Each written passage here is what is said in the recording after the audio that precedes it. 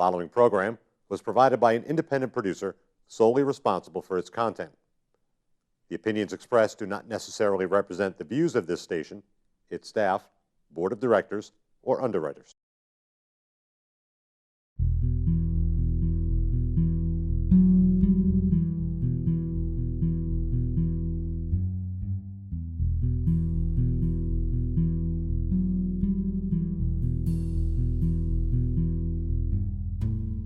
But if I want to paint, I paint. It feels necessary for me.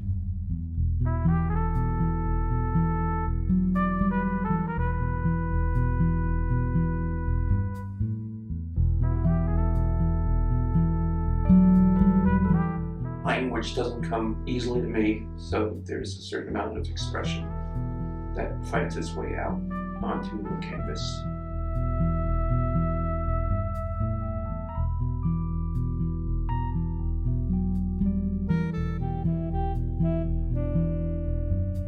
If the time is there and the ducks fall into a row, then I have to.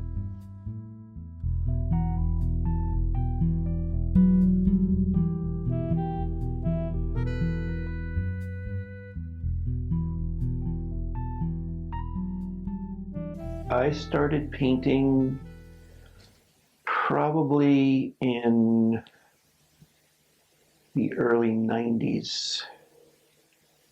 I always wanted to paint. I was not given the opportunity in school.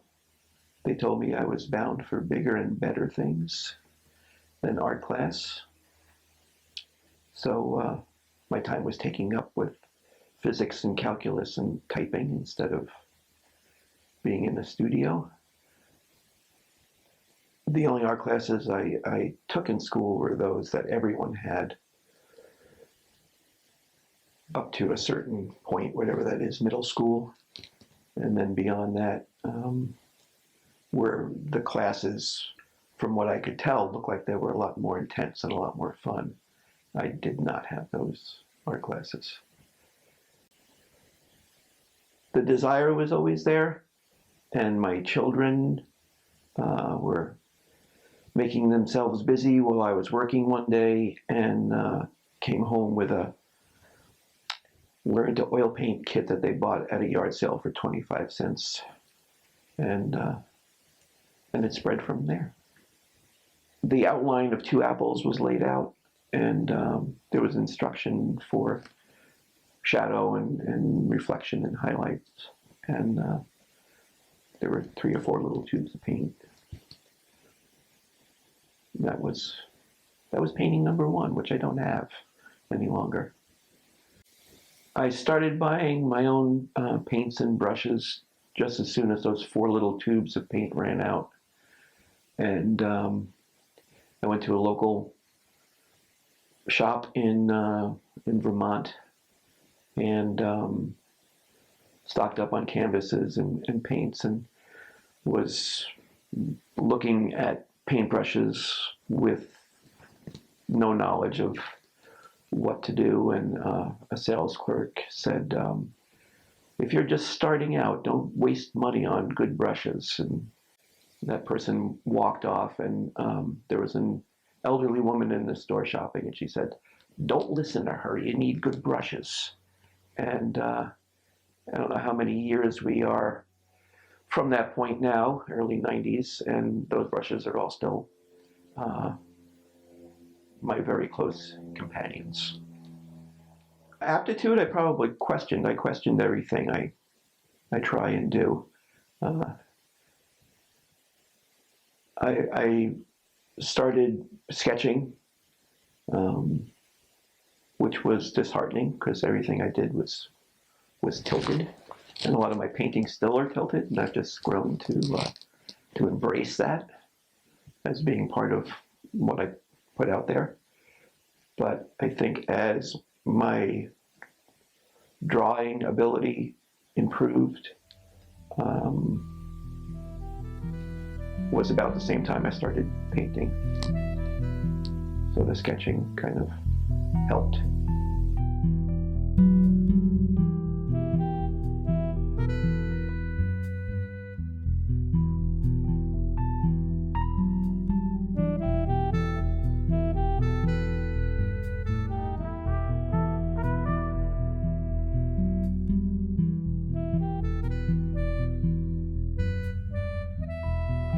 early on, I seem to have done a lot of landscapes and especially still lifes.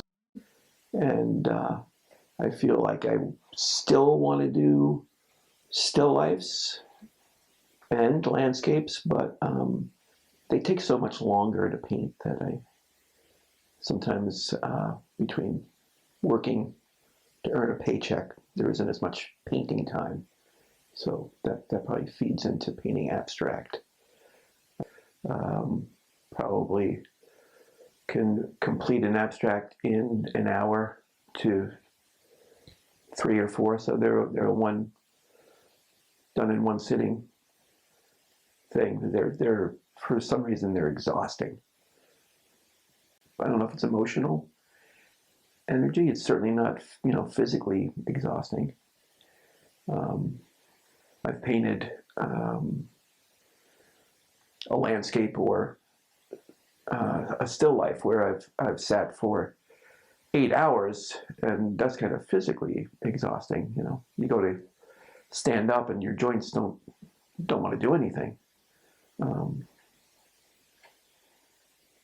But yeah, the abstracts are fun, but that's exhausting.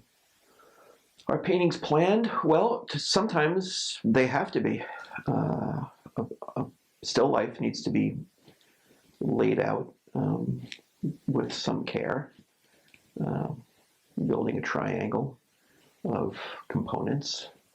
Stepping up to the canvas after the still life laid out, it could go in any number of directions as far as color on my palette, or as real as I can get it, or somewhat abstract.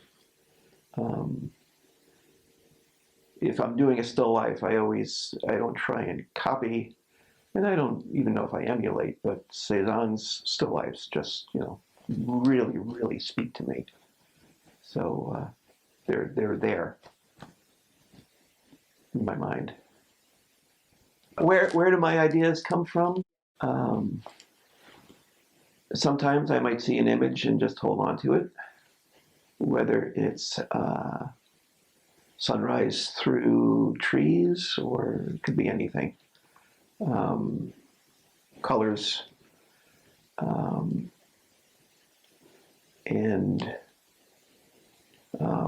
there have been 2 times where, with different results, midwinter, I needed a break from snow and painted a landscape, a hillside full of poppies and blue sky, and that was a little getaway from 3.5 feet of snow on the ground, and it wasn't any place in particular. It was just warmth and sunshine for that moment. And another cold snap, I did a landscape that's cold and moonlit,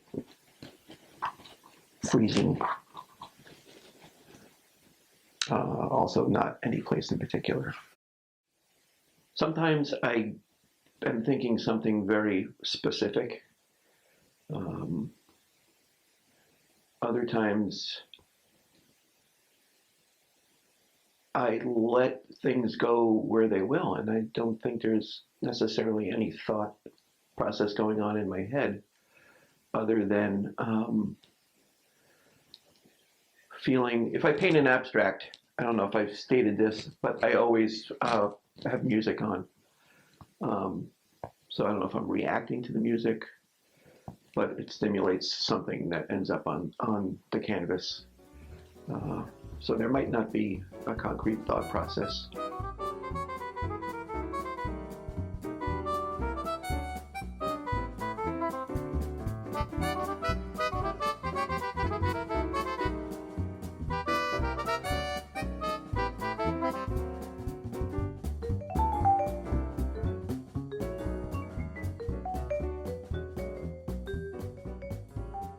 My style? I don't know what my style is, really.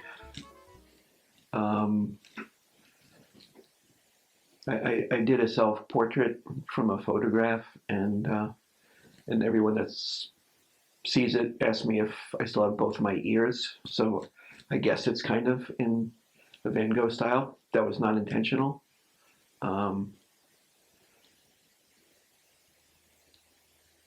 What my style is, I really I don't know. I guess my style is not photographic reproduction, which some people possess. If I try to copy something exactly, it very often looks more like a cartoon than what's on the table in front of me. You were asking about not having something photographic, and I don't think that I ever obtained that. And this is a little representation of, how a still life works for me, what I'm ultimately seeing. The last portrait I did was a self-portrait, and it was not a normal kind of painting. I wanted to work with an impasto style where there's a lot of paint on the canvas and you're kind of moving it around. Skin tone, I obviously was not shooting for natural skin tone, and the green background ended up being a contrast to the skin tone, and it was kind of spur of the moment, and that's how we ended up. That was about 3 hours, maybe 4. What makes this self-portrait successful for me is I think I captured some essence of myself. Once again, does it look exactly like me? Probably not. Is it me? Without a doubt, I think so.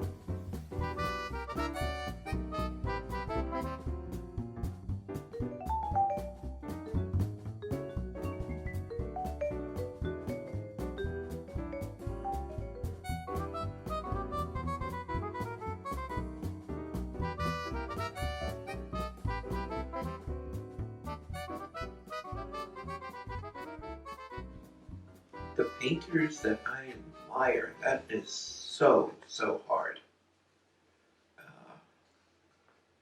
Probably number 1 and 2 are Jackson Pollock and Vincent van Gogh, not necessarily in that order.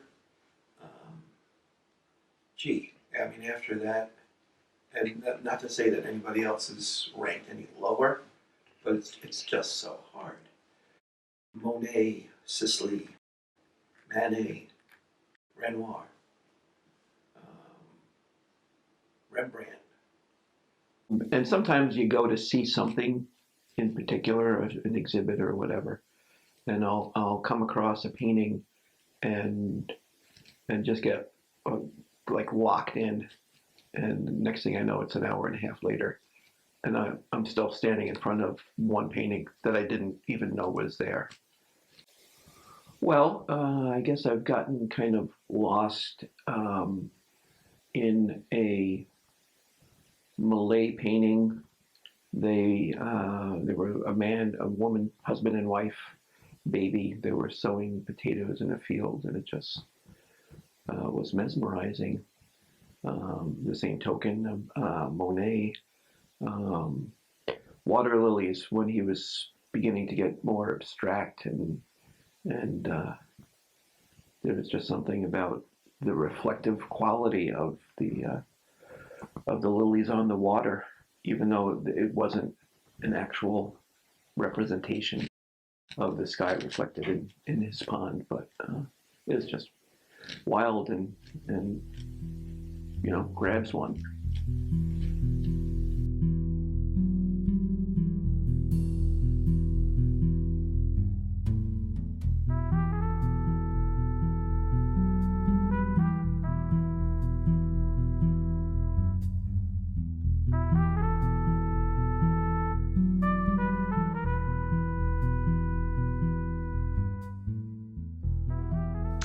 How many paintings have I done over the years? I would venture to say that we're probably looking at 120, 24 of those paintings are here. I have 12 paintings hanging in a shop called Art Alive in Amherst Village. It's a small craft shop with a focus on handmade local.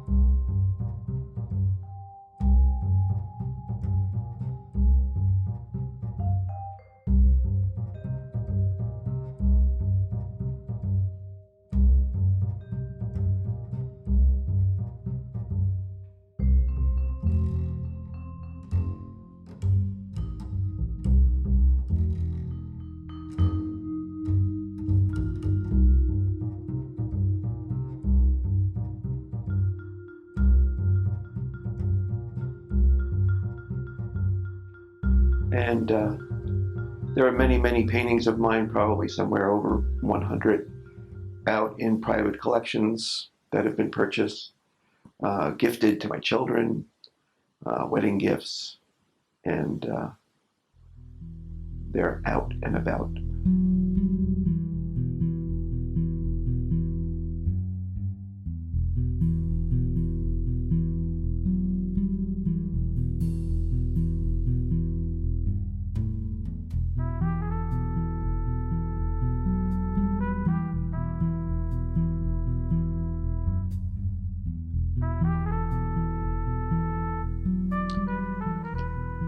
Internal challenges, just as far as getting paint on canvas, uh,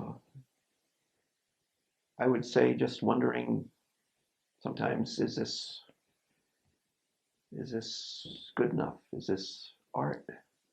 Uh, Demons, I suppose, to some extent, but not that I want to compare myself to Jackson Pollock, but he has a painting called Lavender Mist. It was one of his, I think, more brilliant drip paintings. And after completing it, he asked his wife, "Is this a painting? Not is this good? Is this a painting?" So perhaps that's out there with everyone. Where does painting fit into my life? Uh, in the day to day, it fits in. I kind of have to make space for it very often. And how does it fit into my life? I don't know. It seems like a pretty important part to me. Language doesn't come easily to me, so there's a certain amount of expression that finds its way out onto a canvas. If there is time, there's no struggle. I can struggle with playing the guitar. Um, I want to play it. Oh, I really want to play my guitar today, but it just doesn't happen. Um, but if I want to paint, I paint. It feels necessary for me if the time is there and the ducks fall into a row, then I have to. Sometimes looking at a painting after it's done, and very often a painting will say, you'll be working away and it'll go, hey, we're done here. We're finished. This is it. It's a wrap. But sometimes I'll step away from the easel and getting 8 or 10 feet away from a painting. I've had a pleasant experience where I go, wow, did I just do that? And that's fun. Advice that I would give to my younger self. Start painting now. Don't wait.